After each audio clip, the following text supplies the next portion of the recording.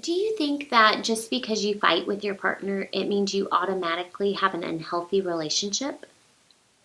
Well, you may be relieved to hear then that fighting does not mean you have an unhealthy relationship. It's perfectly normal and healthy to fight with your partner. The thing that differentiates a healthy relationship from an unhealthy relationship is how you fight. Today I'm going to talk about how to fight fair in relationships so you can avoid making a molehill into a mountain. Hi, welcome to my channel. My name is Tiffany Stone. I'm a licensed marriage and family therapist in Texas and owner of New Hope Counseling in Sanger, Texas. Why are you fighting? Sometimes we ignore small problems as they come up and we don't address them. And before we know it, we're exploding over something seemingly harmless. Well, 9 times out of 10, we're more upset about the things we've ignored than we are about the things that we're fighting over. Before you engage in an argument, take a moment and try to understand why you're really upset. Have you been feeling unappreciated or ignored lately? Are you tired from a long week at work? Your discussions may be more productive if you're addressing the real problem. Number 2, one topic at a time. Have you ever found yourself fighting with your partner and you're both bringing up every issue that you've ever had? How can you expect to resolve 50 issues? You can't. That's an unrealistic expectation and it's an unfair way to fight. Instead, focus on the issue at hand and work together to resolve it. Number 3, no degrading language. No name calling or putting your partner down.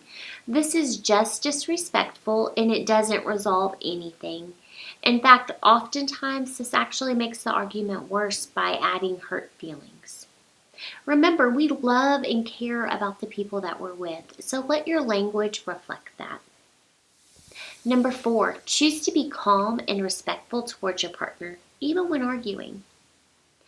Number 5, no yelling. If you're yelling, you've already lost control. Take a time out and try to recompose yourself before continuing the conversation. Number 6, use I statements. When we get mad, it's easy to blame others for how we're feeling, and this of course puts the other person automatically on the defense. By using I statements, you're taking responsibility for your own feelings in the situation and giving your partner an opportunity to hear how you feel and respond to it. An I statement is simple to use, although it feels weird and awkward when you first start. I promise it gets easier the more you use it. To use an I statement, you're going to use the following formula. I feel blank when you blank. The first blank is going to be an emotion. So frustrated, scared, lonely. And the second blank will be your partner's action. So for instance, it may sound something like this. I feel lonely when you choose to spend all of your spare time watching sports instead of talking with me. Next, speaker-listener technique. Oftentimes when we argue with our partner, we focus on winning the argument instead of actually resolving the issue. When this happens, we stop listening to what our partner is saying and focus more on our next comeback. This is where misunderstandings happen. Instead, try to use the speaker-listener technique. I've already done a video on this that goes into more detail, but I'll link that below for you. In essence, this is a way to practice taking turns speaking. When it's your turn to listen, you practice active listening techniques to ensure you're fully understanding what your partner is trying to say. Next, no stonewalling. Take a time out if needed.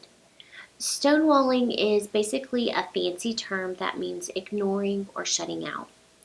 When you ignore or shut your partner out, you're disrespecting them and sending them a message that they don't matter to you. If you feel you need time to process your feelings or you're not in a place to have the conversation, try asking for a timeout instead of shutting down. I have a video on how to use timeouts in relationships and I'll link it below. Basically, a timeout is an agreed upon time frame where you spend some time apart doing something that will help you calm down. Once you've calmed down, you come back together and discuss the problem. It's important that you come back together after the agreed upon time frame and resolve the problem. Otherwise, you're just sweeping it under the rug. Next, you're going to come to a resolution or a compromise, or at least you're going to try to understand where your partner is coming from. In a perfect world, every argument would end in a beautiful compromise. But unfortunately, that's not how the real world works. Instead, strive for compromise when it's possible, but also be open to the idea that sometimes you just need to be able to understand your partner's perspective on the issue and agree to accept that. You may not agree, but you can agree to respect each other's perspective. There you go. If you practice implementing these techniques into your arguments, you should notice that your arguments become more productive and less volatile. Feel free to leave a comment below and let me know which technique you think would be most beneficial to you. If you found this content helpful, please like and subscribe to my channel so you can be notified when new content is posted. I upload new videos every Monday morning. Thank you.